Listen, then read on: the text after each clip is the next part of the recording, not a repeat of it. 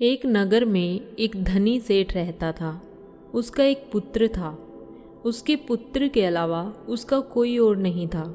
इकलौती संतान होने के कारण पिता ने पुत्र को बड़े लाड प्यार से रखा, जिस कारण से पुत्र पूरी तरह से पिता पर ही निर्भर हो गया। स्वयं से उसने कुछ सीखा ही नहीं। पिता को भी ये नहीं पता था कि एक दिन सभी की तरह वो भी मृत्यु को प्राप्त हो जाएंगे। और एक दिन ऐसा ही हुआ। पिता बुरी तरह से बीमार हो गए।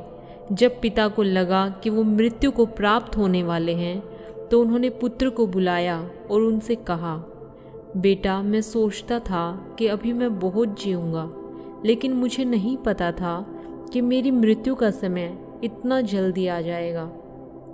मैं तुम्हारे लिए बहुत चिंतित हूँ। तुमने कुछ ज़्यादा सीखा नहीं है, इसीलिए मेरी एक बात ध्यान रखना। अपनी समझ से कार्य करना, दूसरों पर निर्भर मत रहना। दूसरों की हर बात मानना ज़रूरी नहीं है। अगर तुम्हें कोई बात गलत लगती है तो उसे अस्वीकार कर देना। ये कहकर पिता मृत्यु को प्राप्त हो गए। उसने अपने पिता के सभी व्यापार को संभाल लिया, लेकिन धीरे धीरे उसे व्यापार में नुकसान होने लगा। उसे समझ नहीं आ रहा था कि इसका कारण क्या था। 1 साल के अंदर ही वो कर्जे में डूब गया। जब हर तरफ से वो निराश हो गया, तो उसने ज्ञानियों द्वारा बताए सभी कार्य किए। हवन किया, मंदिर में दान दक्षिणा दी, लोगों को दान दिया, और जो उपाय बताए गए थे सभी रीति रिवाज से उसने पूरे किए। और जब वो ऐसा कर रहा था, तो उसी महीने में उसे लाभ हुआ, तो उसे बहुत खुशी हुई। उसे लगने लगा कि ये लाभ इन ज्ञानियों के बताए रीति रिवाजों को करने से हुआ है। और फिर उसने लगातार यही यज्ञ हवन आदि किए। अब उसका सारा दिन इन्हीं कार्यों में जाता, और अब उसका व्यापार बुरी तरह से बर्बाद हो गया। कुछ ही महीनों में उसकी सारी संपत्ति नीलाम हो गई। कुल मिलाकर उसके पास थोड़ा बहुत ही धन बचा था। उसे समझ नहीं आ रहा था कि उसके साथ ये सब क्यों घट रहा है। उसने भी तो वैसे ही व्यापार किया था जैसा कि सभी करते हैं। उन सबको तो लाभ हो रहा था, लेकिन उसे हानि क्यों हो रही थी। उसने एक ज्ञानी से इस संबंध में बातचीत की और पूछा कि जब व्यापार में सबको लाभ हो रहा है, तो मुझे हानि क्यों हो रही है। ज्ञानी ने कहा, ये सब तुम्हारे पिछले जन्मों के कर्मों का नतीजा है। तुमने पिछले जन्म में लोगों की संपत्ति को छीना था और उन्हें लूटा था। इसी कारण से तुम्हारा सब कुछ छिन गया है। ये सब तुम्हारे पूर्व कर्म हैं। ये तो तुम्हें भुगतने ही पड़ेंगे। ज्ञानी की ये बात सुनकर वो युवक टूट सा गया, और उसने सोचा कि अब कुछ नहीं हो सकता। कर्म किए हैं तो भुगतने तो पड़ेंगे ही। ये सोचकर उसने वो नगर ही छोड़ दिया और एक दूसरे गांव में जाकर बस गया। उसने सोचा, व्यापार में तो नुकसान हो ही रहा है, क्यों न जमीन लेकर खेती की जाए। वहाँ उसने खेती की जमीन खरीदी और खेती करने का विचार आया, लेकिन उसे खेती करनी आती ही नहीं थी। इसके लिए उसने कुछ लोगों को पकड़ा और उन्हें कुछ पैसे देकर खेत में कुछ बीज डलवाया और उनसे कहा, इन बीजों की देखभाल करना, फसल अच्छी होनी चाहिए। धीरे धीरे फसल बड़ी हुई और फसल काटने का समय आया, तो उसने अपने खेत में जाकर देखा तो वो दंग रह गया। उसने देखा कि उसके पड़ोसी के खेत में बहुत अच्छी फसल लहरा रही थी, जबकि उसके खेत में फसल अच्छी नहीं थी। बहुत सारे बीज जमीन से बाहर ही नहीं आए थे। वो गहरी निराशा में चला गया। उसने सोचा कि मेरे पिछले जन्म के कर्म मेरा पीछा नहीं छोड़ेंगे। चाहे मैं कुछ भी करूं, सब कुछ मुझसे छिन ही जाएगा। जाने क्यों मैंने पिछले जन्म में लोगों की संपत्ति को छीना। मैं कब तक ये सब झेलता रहूँगा। फसल को काटने का समय आ गया था, लेकिन अब उसके पास पैसे नहीं थे कि वो किसी को पैसे देकर फसल कटवा सके। उसने कई लोगों से विनती की कि वो उसकी फसल काट दें, पैसे बाद में दे दूँगा, लेकिन कोई तैयार नहीं था। उसने कहा, अभी तो मेरे पास कम ही पैसे हैं, आप इन पैसों को ले लें और मेरी फसल काट दें। उसे लगा उसकी फसल ऐसे तो खड़े खड़े बर्बाद हो जाएगी। उसे अपने पिछले जन्मों के कर्मों को सुधारने के लिए कुछ करना ही होगा, अन्यथा वो बर्बाद हो जाएगा। इसी चिंता में वो अपने घर में इधर से उधर चक्कर काट रहा था। तभी उसके दरवाजे पे एक भिक्षु आया और उसने भिक्षा मांगी। वो भिक्षु की ओर दरवाजे पर गया। उसने कहा, तुम्हें पता है भोजन फसल से आता है और मेरी फसल बर्बाद हो गई है। मेरी फसल ही क्या, मेरा तो व्यापार भी बर्बाद हो गया था। मैं जो भी करना चाहूँ सब बर्बाद हो जाता है। तुम लोग जो अपने आप को इतना ज्ञानी बताते हो, तुम्हारे पास मेरे पिछले जन्मों को सुधारने का कोई तरीका है? अगर कोई तरीका है तो तुम ज्ञानी हो तो मुझे बताओ, कैसे मैं मेरे पिछले जन्मों के कर्मों को सुधारूं? तो मैं तुम्हें ज्ञानी मानूंगा और तुम्हें भिक्षा दूंगा, और जब तक चाहोगे, जितना चाहोगे, मैं उतना तुम्हें भिक्षा देता रहूंगा। उस युवक की बात सुनकर भिक्षु मुस्कुराया और उसने कहा, पहले तो तुम शांत हो जाओ। इतनी अशांति मन के भीतर अच्छी नहीं। शांत मन समस्या का समाधान ढूंढता है और अशांत मन समस्या खड़ी करता है। मैं तुम्हारे पिछले जन्मों के कर्मों को अभी यहीं सुधार देता हूँ, अगर तुम मेरे सवालों का सही जवाब दे दो तो। युवक ने कहा, क्या कहा आपने? क्या आप मेरे पिछले जन्मों के कर्मों को सुधार सकते हो? कैसे? बताएं मुझे, मैं आपके हर सवाल का जवाब देने के लिए तैयार हूँ। भिक्षु ने कहा, पिछले जन्म में तुम कहाँ रहते थे? युवक ने कहा, मुझे पता नहीं।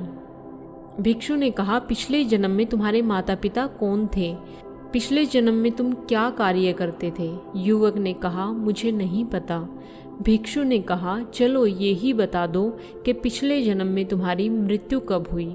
युवक ने कहा, नहीं, मुझे पिछले जन्म का कुछ भी पता नहीं, तो मैं आपको पिछले जन्म के बारे में कैसे बता सकता हूँ? भिक्षु ने कहा, नहीं पता, लेकिन अभी तो कुछ समय पहले तुम ही कह रहे थे कि तुम्हारे पिछले जन्म के कर्मों के कारण तुम्हारा ये जीवन बर्बाद हो रहा है। क्या तुम्हें पिछले जन्म का कोई कर्म याद नहीं? क्या एक भी कर्म तुम्हें याद नहीं? युवक सोच में पड़ गया और उसने कहा, आप सही कह रहे हैं, मुझे तो अपने पिछले जन्म का कुछ पता ही नहीं। कौन से कर्म, कैसे कर्म, कब किए, कुछ पता ही नहीं है। लेकिन कुछ तो बुरा किया होगा, तभी तो मेरे साथ इतना बुरा हो रहा है। भिक्षु ने कहा, बुरा तो तुमने किया है, लेकिन किसी और के साथ नहीं, अपने साथ ही बुरा किया है। युवक ने कहा, मैं कुछ समझा नहीं, मैं अपने साथ बुरा क्यों करूँगा? भिक्षु ने कहा, अभी तुम्हारी समस्या क्या है? युवक ने कहा, मेरी फसल कोई नहीं काट रहा, वो खड़ी खड़ी बर्बाद हो जाएगी और मुझे कुछ भी नहीं मिल पाएगा। भिक्षु ने कहा, मेरे साथ चलो, तुम्हारे खेत पर चलते हैं, देखते हैं क्या समस्या है। भिक्षु और युवक खेत पर पहुँचे। भिक्षु ने युवक से कहा, जाओ और 2 दरांती लेकर आओ। युवक 2 दरांती लेकर आया। भिक्षु ने कहा, देखो, इस प्रकार से फसल को पकड़ते हैं और इस प्रकार से काट देते हैं, फिर फसल को इकट्ठा करते हैं और उन्हें बांध देते हैं। तुम इसी प्रकार से फसल को काटो और उसे इकट्ठा करो। ये सब देखकर युवक ने कहा, ये सब मेरा काम नहीं है, ये मैं कैसे कर सकता हूँ? फसल काटना बहुत मेहनत का काम है, ये मेरे बस का नहीं है। भिक्षु ने कहा, ये फसल तुम्हारी समस्या नहीं है, समस्या ये है कि तुम आलसी हो, तुम परिश्रम करने से डरते हो, तुम चाहते हो सब अपने आप हो जाए, तुम कर्महीन हो और एक आलसी व्यक्ति के पास धन, संपदा, घर, व्यापार, मान सम्मान कुछ नहीं रहता, सब चला जाता है, सब छिन जाता है। क्या तुमसे ये सब छिन नहीं गया? और तुम चिंता मत करो, अगर तुम इसी प्रकार से आलसी रहोगे तो ये फसल ही क्या, जो कुछ भी तुम्हारे पास है, ये खेत, तुम्हारा घर, सब कुछ छिन जाएगा और अंत में तुम भोजन के लिए भी दूसरों पर आश्रित हो जाओगे। तुम कहते हो तुम्हारे पूर्व जन्म के कर्म बुरे हैं, जिनका तुम्हें ज्ञान भी नहीं है। तुम्हारे इसी जन्म के कर्म बुरे हैं।